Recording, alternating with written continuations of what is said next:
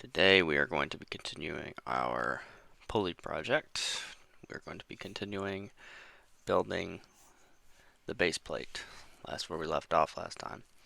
So how we're going to do that is we're actually going to sketch on the top plane here. And we're going to sketch out some stuff. So what I want to do is I want to draw it out real quick, what kind of sketch we are going to be doing. It's actually, but what we need to do is we need to show that sketch. I need to show the sketch, show the sketch. So I need to show the sketch. I'm going to hide the actual boss extrude. And we're going to be drawing a shape kind of like this. But of course it's filled in and everything, so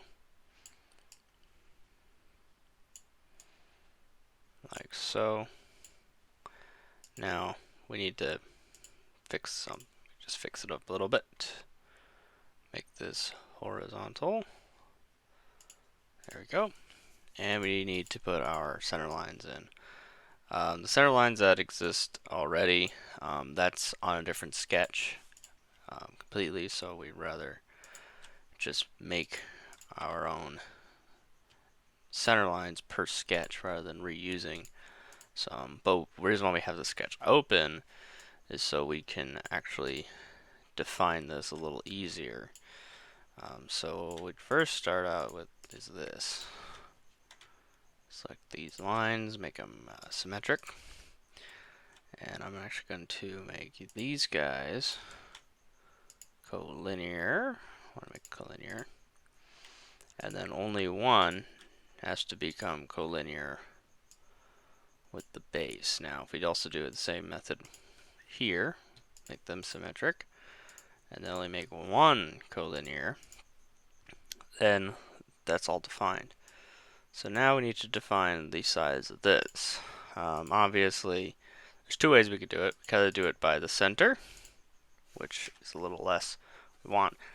Dimensions should be made by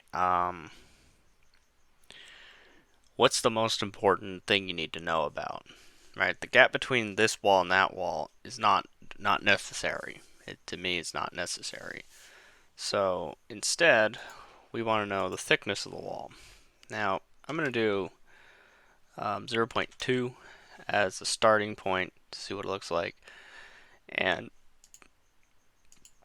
actually, that's wrong. This one to this one will make 0.2 as well. Now, there's another dimension missing here, and that is this part. We will have to determine that when we get to the actual assembly part, or actually we actually have to look at the pulley wheel and stuff. So before we even finish, we have to move on and make the same thing over here. I might cut this part out. I'll probably cut this part out because you already know what's going on.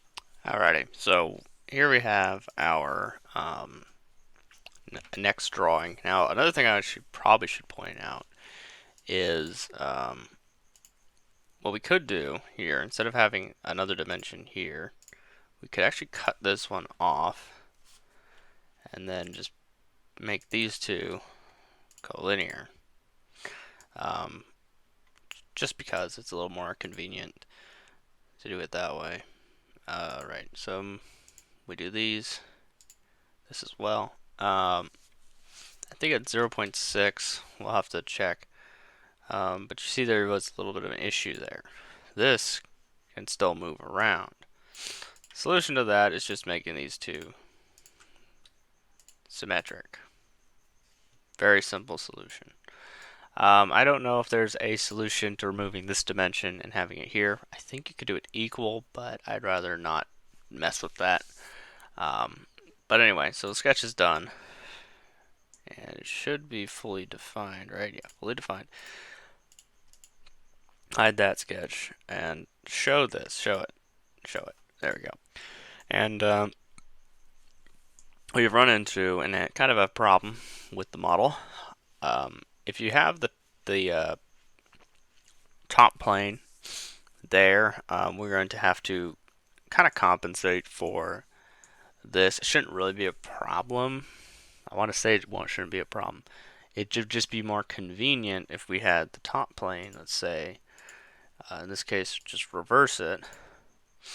And this thing, we need to edit that so it can work as well, right? Doing it that way, instead of having to go through the plate, we just go through this part.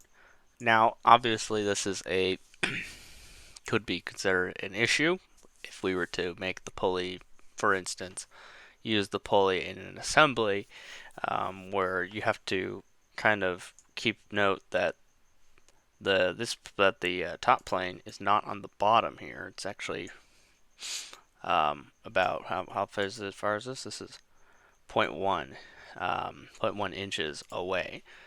So it's a thing I'll have to take into account. I'll see if this is actually going to be a problem. So now we can extrude it. I'm going to say about 1.5 inches tall for now. Now you're probably thinking to yourself, those walls look a little thick. Well, we can change those. We just change these to 0.1. And I'm thinking same thing here, 0.1. Keep them about the same size as the actual base itself. And you think, okay, well that looks pretty not like the pulley at all, because we need to make obviously a cut in the middle here, a hole, and cuts here to make these angled. So what we could do with that is we go to our front plane here and go and edit off the front plane. We can simply draw a center line here. Okay, so what we're going to do is we're going to draw the cuts to make these angled. In order to do that, we will draw a couple triangles, like so. So we have one triangle here, another triangle here, completely messing these up. That was a complete mess up down here, so we get our trim entities tool, trim that, click on all these. I need to get rid of these mates here, so we don't need these. We don't need those here. We'll just have to make these horizontal, horizontal, and this one vertical. Okay, so I have our center lines here in order to kind of determine the height and everything. We'll make these guys symmetric already, so we can easily move them around a little bit. We haven't fixed them to anything, so I might have to find that out. Do we have 2 points here? We only have 1 point.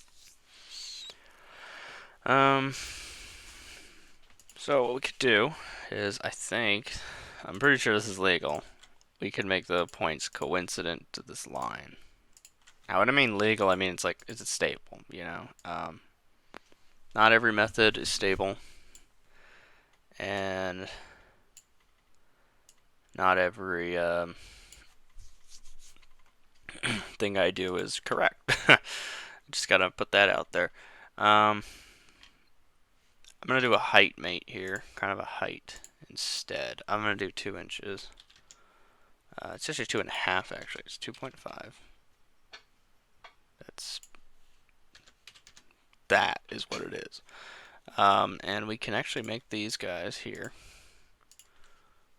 Come on, I want to make these guys together.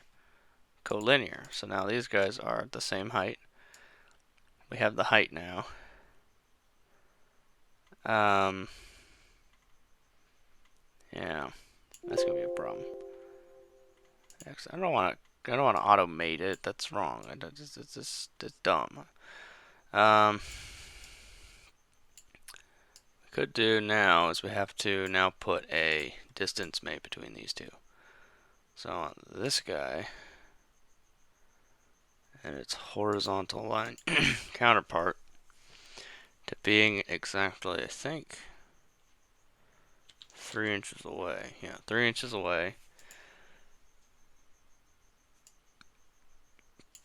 And then these 2 points here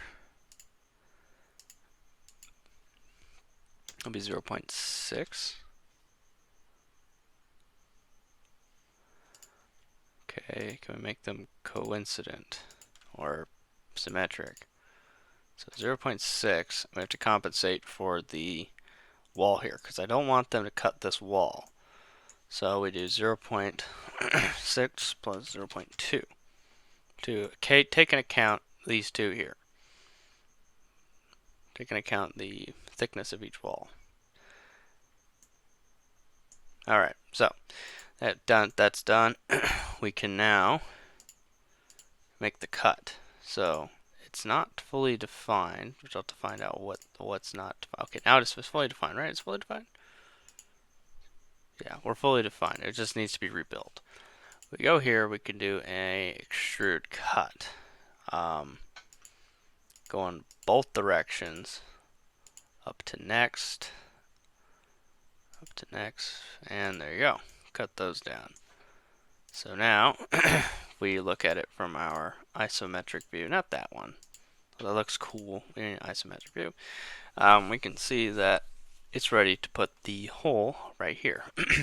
And that should be a little easier because all I have to do is go to the side, go to the right plane, edit that,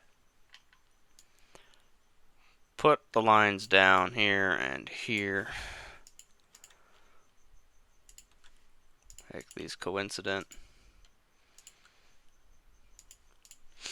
and put a circle here.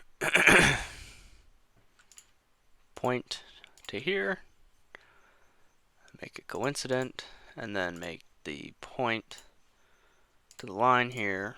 I'm going to say about 2 inches for now, and then a diameter of, I think it was 0.45, so we're going to, just for now, 0.4 as the diameter of the hole. And then we do the exact same thing here.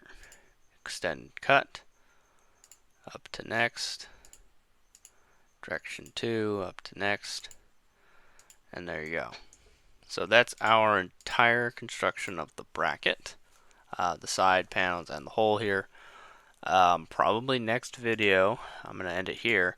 Next video, I'm probably going to start doing the assembly and adjustments, because we have to do adjustments on the ears. So I hope you enjoyed today's video, and we'll see you next time.